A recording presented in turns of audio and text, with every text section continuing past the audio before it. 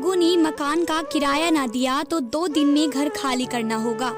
मकान मालिक हर रोज किराया लेने आ जाता, तमाशा करता। 5 बेटियों की माँ गुर्बत की मारी हर रोज एक नया बहाना सुनाती।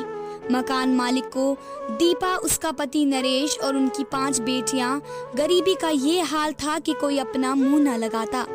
बेटा कोई नहीं, बेटियां थीं। सास ने दीपा को अपने बेटे के साथ धक्का देकर घर से बाहर निकाल दिया। अपनी बेटियों को लो और चले जाओ। नरेश अपनी बेटियों को बहुत चाहता था। वह धन्यवाद करता था उस ईश्वर का कि बेटियां ही काफी हैं। दीपा की लाडली सी राजकुमारियां माँ की जान थी। नरेश ने बेटियों को लिया और चल दिया जमाने की ठोकरों की तरफ। भाई समझते थे कि बेटियों का बोझ कहीं हम पर न पड़ जाए। नरेश खुद साइकिल पर फेरी लगाता है कि ऐसा ना हो उसकी गरीबी कहीं हमको खा जाए, क्योंकि अपनों ने तो मुंह मोड़ लिया। उसको घर में घुसने ना देना। कैसे बताऊं कि कितना दुख हुआ। आहिस्ता आहिस्ता ये जख्म भरने लगा। आखिर ईश्वर ने मुझे सब्र दे दिया। आज मुझे कोई गम नहीं है, बल्कि खुशी है कि ईश्वर ने मुझे एक धोखेबाज से समय रहते बचा लिया। सोचा करती थी कि परमात्मा मेरी तरह की सोच और सूझबूझ हर लड़की को दे, और वह ऐसे मर्दों के जाल में ना फंसे जो अपना दिल खुश करने की खातिर दूसरों से उनकी खुशियाँ छीन लेते हैं। चाचा और दादी लोगों की तरह बड़े घर में नहीं रहेंगे क्या? माँ ने बेटी के सर पर हाथ रखा। मेरी बच्चियों, तुम स्कूल जाओगी ना, दिल लगा कर पढ़ो, और जब तुम बड़ी होकर डॉक्टर और वकील बन जाओगी तो हम भी बड़े घर में रहेंगे। दीपा बेटियों को समझाती रहती। नरेश साइकिल पर जाता, कभी 200 तो कभी 300 की दिहाड़ी लगा कर आता, और कभी पूरा दिन घूमकर खाली हाथ वापस लौट आता। भूख और गरीबी के दिन थे, बुरे हालात थे। दीपा ने नरेश से कहा, मैं चाहती हूँ मेरी बेटियां स्कूल जाएं, पढ़े लिखे। नरेश ने दीपा की आंखों में देखा। कहती तो तुम ठीक हो, लेकिन पैसे कहाँ से आएंगे? दीपा ने आसमान की तरफ देखा और फिर नरेश से कहा, ईश्वर ने अगर बेटियां दी हैं तो उसने उसका भोजन का इंतजाम भी किया होगा। तुम हिम्मत से काम लो बस। नरेश राजी हो गया। बड़ी तीनों बेटियों के पास के एक गवर्नमेंट स्कूल में दाखिला करवाया। यूनिफॉर्म ले कर दिया, किताबें बैग ला कर दिया। बेटियों को पढ़ने का शौक बहुत था। पैदल चल कर जाया करती थी। 4 किलोमीटर तक पैदल चढ़ना पड़ता था। थक जाती थी। ऐसे हालात कहाँ थे, कोई रिक्शा या गाड़ी लगवा लेते। बड़ी बेटी साक्षी यह बहुत समझदार थी। माँ संस्कारी और समझदार थी, इसलिए वह अपनी बेटियों को शर्म हया की सीमा रेखा भी बताती थी। बेटियां भी पढ़ाई में तेज थी। कोई ट्यूशन नहीं, कोई एक्स्ट्रा क्लासेस नहीं थी। दिल लगा कर पढ़ने लगी। वक्त गुजरता गया। नरेश ने साइकिल से एक रेड़ी बना ली। घर में एक भैंस रख ली। दीपा भैंस को चारा डालती, उसका दूध निकालती, दूध बेचती। जिंदगी ऐसे मुकाम पर थी जहां शायद कोई जानवर भी रहना गवारा न करे। बारिश हो रही थी, तूफानी बारिश थी। वह कपड़े की झुग्गी कब तक बारिश बर्दाश्त करती? झुग्गी के अंदर पानी चला गया। ऊपर से पानी टपकने लगा। सब कुछ भीग गया। बेटियां बड़े बड़े घरों को देख रही थी। दिल में हजारों सवाल आए थे। क्यों है ईश्वर हमें ऐसी जिंदगी दी? 2 दिन तक बारिश होती रही। खाना बनाने की भी जगह नहीं थी।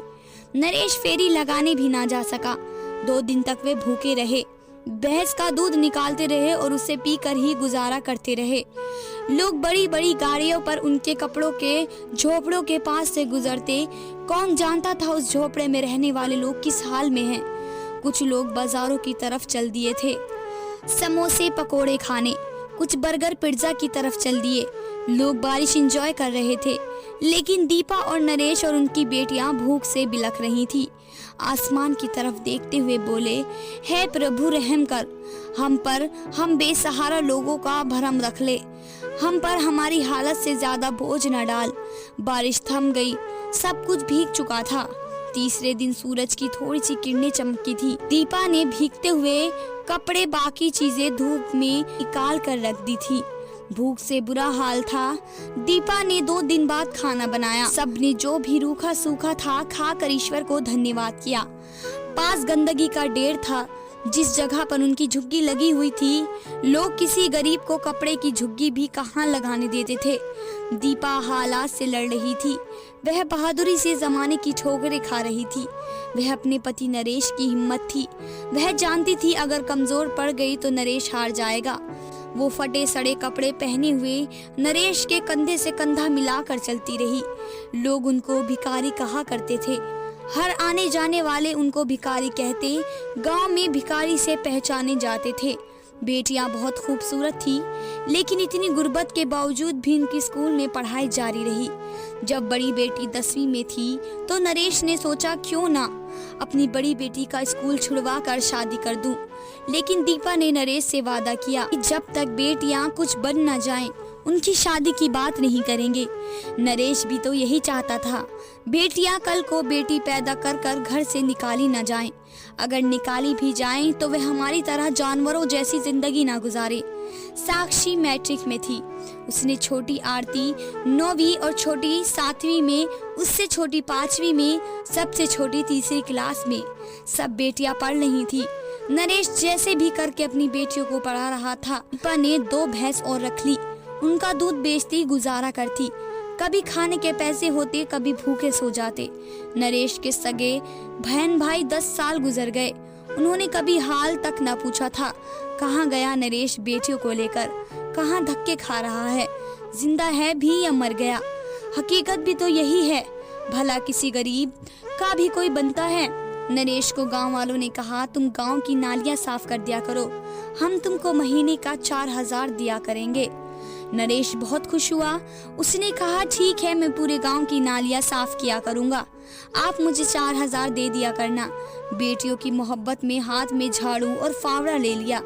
वह गंदगी से भरी नालियां साफ करता फिरता। चंद पैसे आने लगे। वह थक कर टूट जाता था, लेकिन फिर उसकी हिम्मत उसे ना टूटने देती थी। गांव वालों ने उसको एक घर दिया, यहाँ वह मुफ्त में रह सकते थे। नरेश कपड़े के घर से निकला और उस पक्के घर में चला गया। बेटियां जवान हो रही थी, ज़माने की गंदी निगाहें भी थी। अब नरेश जैसे पूरे गांव का नौकर था। किसी का कोई काम होता नरेश को बुला लेते। वो काम करके खाक हो गया, मिट्टी में मिल गया। बस चाहता था बेटियां कुछ बन जाए। जहां आज के जमाने में लड़कियां इश्क मोहब्बत में गिरफ्तार थी, जहां लड़कियां टिकटॉक पर नाच रही थी, जहां घर से भागकर शादी कर रही थी, वहीं नरेश की 5 लड़कियां अपने पिता की सच्ची बेटियां बनकर उभर रही थी। उनकी आंखों में शर्म थी, गरीबी थी, लेकिन सब्र रखने वाली थी। सुबह सवेरा उठती, माँ के साथ नाश्ता तैयार करवाती, फिर स्कूल को तैयार होती। बड़ी बेटी साक्षी अब कॉलेज में जाती थी। गांव से दूसरी लड़कियां भी जाया करती थी। छोटी बेटी भी 10वीं में थी। वह भी अगले साल कॉलेज जाने का सोच रही थी। नरेश बहुत खुश था कि उसकी बेटियां उसका गुरूर हैं। रात को बेटी पढ़ाई कर रही थी। सबसे छोटी बहन दिया बड़ी बहन के पास आकर बैठ गई। दीदी, टीचर कह रही थी कि साइंस में एडमिशन लेना है, आपको टीचर बुला रही थी। बड़ी बहन ने कहा, ठीक है, मैं कल कॉलेज से छुट्टी करके तुम्हारे स्कूल जाऊंगी। साक्षी स्कूल गई। टीचर बहुत खुश थी, बता रही थी कि आपकी बहन पढ़ाई में बहुत अच्छी है, हम चाहते हैं ये बायोलॉजी में एडमिशन ले, लेकिन इसको ट्यूशन पढ़ाना होगा। अगर आप घर पर पढ़ाएं तो ठीक, नहीं तो स्कूल में किसी टीचर से पढ़ सकती हैं। साक्षी खुद घर में ट्यूशन पढ़ाती। मोहल्ले के काफी बच्चे भी ट्यूशन पढ़ने आ जाते, वहाँ से भी कुछ पैसे मिल जाते। साक्षी के बाबा के बाल भी अब सफेद हो चुके थे, वो बूढ़े हो चुके थे, लेकिन अभी यात्रा लंबी थी। माँ दीपा अब कमजोर हो चुकी थी। साक्षी ने बीएड किया। ईश्वर का करना ऐसा हुआ, साक्षी ने गवर्नमेंट टीचर के लिए अप्लाई किया। वो टीचर की भर्ती हो गई। माँ बहुत खुश थी। गाँव वाले तारीफ करने लगे कि नरेश भिखारी की बेटी स्कूल में टीचर भर्ती हो गई। माँ ईश्वर को याद करके रोने लगी। नरेश बूढ़ा बाप साक्षी के सीने से लगा कर रोने लगा, मेरी बच्ची, मेरी जान, परमात्मा तुम्हारा नसीब अच्छे करे। साक्षी की तनख्वाह 40,000 लगी थी। ऊपर वाले की करनी। छोटी बहन आरती ने पुलिस भर्ती में अप्लाई किया, वह भी पुलिस में भर्ती हो गई। नरेश भिखारी की दूसरी बेटी पुलिस में चली गई। नरेश भिखारी को गांव वाले शाबाशी देते हुए, अच्छी बेटियां हैं, तुम्हारी एक बेटी स्कूल टीचर थी, छोटी पुलिस में। माँ बाप बहुत खुश थे। तीसरी बेटी बहन ने साक्षी से कहा, दीदी मुझे वकालत का कोर्स करना है, मुझे एडमिशन ले कर दो। साक्षी ने पहले कहा, वकालत बहुत महंगा कोर्स है, कुछ और कर लो, लेकिन छोटी ने जिद की वह वकील ही बनेगी। साक्षी ने माँ बाप की बात करके नेहा को वकालत में दाखिला करवा दिया। नेहा वकालत पढ़ने लगी। बाप अब बहुत बूढ़ा हो चुका था, ऐनक लग चुकी थी, नजर काफी कमजोर हो चुकी थी। नेहा से छोटी आर्मी में भर्ती हुई, उससे छोटी दिया मेडिकल में डॉक्टर बन रही थी। वक्त गुजरता गया, वह वक्त आया नरेश भिखारी की बड़ी बेटी टीचर, छोटी पुलिस में, उससे छोटी वकील, उससे छोटी आर्मी में और सबसे छोटी डॉक्टर बन गई थी। महीने में लाखों रुपए कमाने लगे। गांव छोड़ा, शहर में जाकर एक बंगला खरीदा। नरेश भिखारी के घर में बाहर तख्ती लगी थी, चौधरी नरेश हाउस। माँ अपनी बेटियों के लिए प्रार्थना करती, शर्म हया वाली थी। उन्होंने घर से भाग जाना मोहब्बत के नाम गवारा न किया। उन्होंने टिकटॉक पर नाचना अच्छा ना समझा। साक्षी की शादी एक प्रोफेसर से हुई जो एक यूनिवर्सिटी में लेक्चरर था। छोटी बेटी की शादी एक इंस्पेक्टर से हुई। छोटी वकालत के बाद एक जज की पत्नी बनी। उससे छोटी ब्रिगेडियर की हमसफर और सबसे छोटी एक डॉक्टर की हमसफर। अब बेटियां बड़ी बड़ी गाड़ियों में घूमती थी, बड़े बड़े घर थे। हाँ, जब नरेश के भाई बहनों को पता चला था नरेश की बेटियां पढ़ लिख कर एक मुकाम पर पहुंच गई हैं, तो नरेश के भाई अपनी करनी पर बहुत शर्मिंदा हुए और हाथ जोड़कर माफी भी मांगा। नरेश ने कहा, भाई जो मेरी बेटियां चाहेंगी वही होगा। बेटियों ने अपने चाचा ताऊ को माफ तो कर दिया, लेकिन उनसे कहा कि यहाँ फिर कभी मत आना। भाई नरेश का इतना बड़ा घर देखकर नजरें झुकाए शर्म से अपना मुंह लिए चले गए। बूढ़ी दीपा और नरेश ने एक मिसाल कायम की थी, बेटियां बोझ नहीं होती हैं, बेटियां बेटों से कम नहीं होती। बेटियां ही तो हैं जिन्होंने कपड़े की झुग्गी से तूफानी बारिश में भूख काटी, 4 किलोमीटर पैदल यात्रा करके स्कूल तक जाती और फिर नरेश भिखारी से अपने बाबा का नाम रोशन किया।